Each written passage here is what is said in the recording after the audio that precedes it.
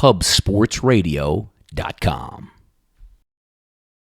Hey guys, it's time for your Saturday Pub Sports Radio play of the day video. Yesterday, how about it? Not one overtime, not two, but three overtimes for Texas State to pull out a victory, getting 1 point from UT Arlington. Money all spends the same. You got a little bit of free basketball. You sweated it out. You enjoyed it. Now it's time to come back on the hardwood and get yet another winner for our Play of the Day video. We're going to head out to the West Coast, and that is the West Coast Conference. BYU lining up with Pepperdine from beautiful Malibu, California. If we take a look coming into the season, BYU sitting at 23-7 overall. If we take a look at Pepperdine, 15-14. Also, if we take a look in conference play, how about BYU? Nice little win streak going here. 12-3 in conference play, and that's a key number we're going to talk about in just a few moments. Pepperdine comes in at 8-7 overall. It is going to be senior day versus BYU at home. Last time we saw BYU, how about that? Nice victory over Gonzaga at home. Wait a full week off.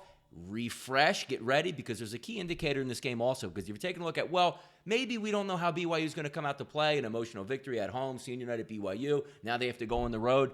Certainly that does factor in, but if we take a look at the West Coast Conference standings heading into tournament play, there's only one game left for everybody. And if we look right now, Gonzaga sits in that 1 seed, BYU in the 2 seed, but also St. Mary's sits in that 3 seed. Now, if St. Mary's goes on the road today and beats Gonzaga up at Gonzaga, and you flip it over and say BYU loses their game today to Pepperdine, that's going to flip the shift, and that's going to go ahead and elevate St. Mary's to the 2 seed and knock BYU down to the 3 seed. You want to avoid at all costs Gonzaga in that tournament, at least to the conference final of the West Coast Conference. That's what planning on to do today. So you do have still have some motivation for BYU to go in and win this game. If we take a look and say, well, what do we like in this basketball game? If you take a look at a side or a total, if I'm looking at this game, we're going to focus in on a team total, and that's the team total for Brigham Young, and here's the reason why. As we just stated, still a lot of motivation in this game to go out and not only win the game, but win the game convincingly and head off into the West Coast Conference tournament and see if they can possibly take down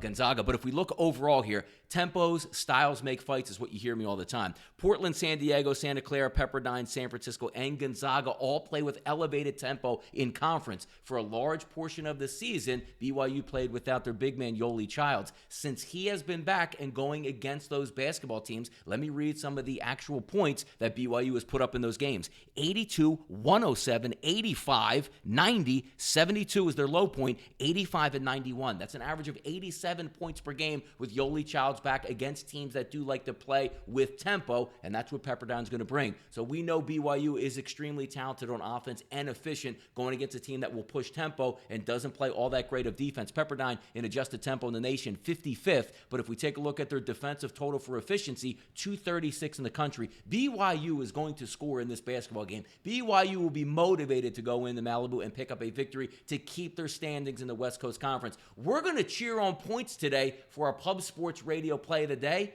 That's the BYU team total over 81. That is your Pub Sports Radio play of the day. I'm Donnie Seymour. Good luck on those wagers.